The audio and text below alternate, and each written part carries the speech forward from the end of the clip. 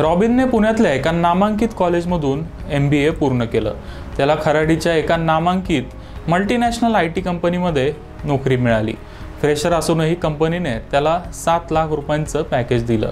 PF आणि इतर गोष्टींची कपात झाल्यावर त्याला साधारण 50,000 रुपयाची इन हँड सॅलरी मिळणार आहे। रॉबिन, तू पहिल्या पगारापासूनच गुंतवणूक चालू कर असा सल्ला त्याच्या वडिलांनी त्याला दिला। त्यांचं म्हणणं रॉबिनने लगेच ऐकलं आणि दर महिन्याला 5,000 रुपयाची गुंतवणूक चालू केली। पण ही गुंतवणूक योग्य आहे का? कोणत्या ॲसेटमध्ये गुंतवणूक केली तर किती रिटर्न मिळेल याकडे आपण बरंच लक्ष देतो, मात्र किती गुंतवणूक करणं गरजेचं आहे याकडे सोयीस्कर दुर्लक्ष करतो। फ्युचर व्हॅल्यूचा फॉर्म्युला आपल्याला माहिती आहे। Future value is equal to payment multiplied by 1 + r⁴n। यामध्ये पेमेंट म्हणजे आपण केलेली गुंतवणूक, R म्हणजे रिटर्न आणि N म्हणजे गुंतवणुकीचा कालावधी। आपण केवळ R कडे लक्ष देतो, मात्र पेमेंटकडे म्हणजेच गुंतवणुकीच्या रकमेकडे लक्ष देणंही तितकंच महत्त्वाचं आहे। आपल्याला भविष्यात जी रक्कम मिळणार आहे ती रिटर्न इतकीच आपल्या गुंतवणुकीच्या रकमेवर आणि कालावधीवर देखील तितकीच अवलंबून आहे। त्यामुळे रॉबिनने पगाराच्या किती टक्के रक्कम बचत केली पाहिजे यासाठी काही फॉर्म्युला आहे का ते आता जाणून घेऊया। रॉबिनने जी चूक केली तीच चूक अनेक लोक करतात।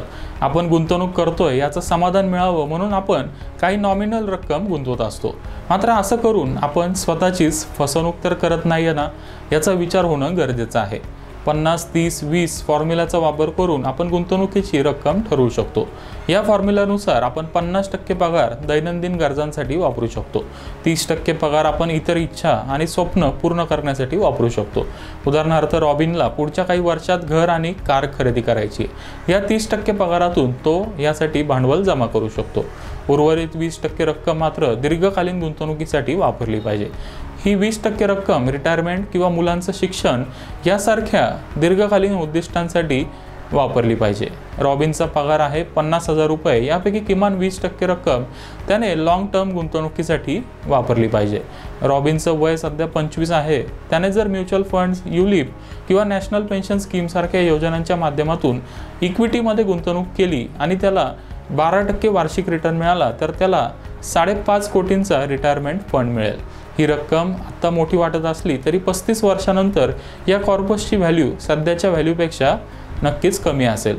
रिटायरमेंटसाठी प्रत्येकाने तरतूद केलीच पाहिजे, कारण रिटायरमेंट ही एकच अशी गोष्ट आहे ज्यासाठी कोणतीही वित्तीय संस्था लोन देत नाही। ही 20% रक्कम केवळ लॉंग टर्मसाठीची गुंतवणूक आहे। रॉबिनला पुढच्या 3 वर्षात घर खरेदी करायचे, त्यासाठी त्याला डाऊन पेमेंट जमा करावं लागेल।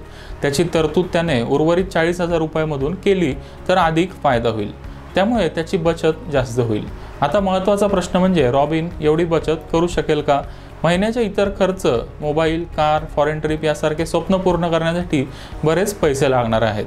सुरुवातीच्या काही वर्षांसाठी रॉबिनला या सगळ्या खर्चांवर कंट्रोल ठेवावा लागेल।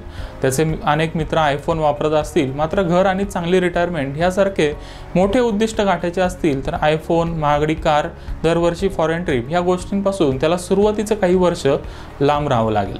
30% पगार साठवून जर त्याने घराच्या डाऊन पेमेंटसाठी पैसे साठवले तर घराचं स्वप्न लवकर पूर्ण होईल आणि जास्त कर्ज घ्यावं लागणार नाही। 20% पगारातून तो जी इक्विटीमध्ये गुंतवणूक करतोय त्यातून लॉंग टर्म वेल्थ क्रिएट होईल। अशा पद्धतीने 50-30-20चा फॉर्म्युला वापरला तर सगळे उद्दिष्ट पूर्ण होतील। करिअरच्या सुरुवातीला थोडा त्रास झाला तरी भविष्यात खऱ्या अर्थाने चांगलं आयुष्य जगता येईल।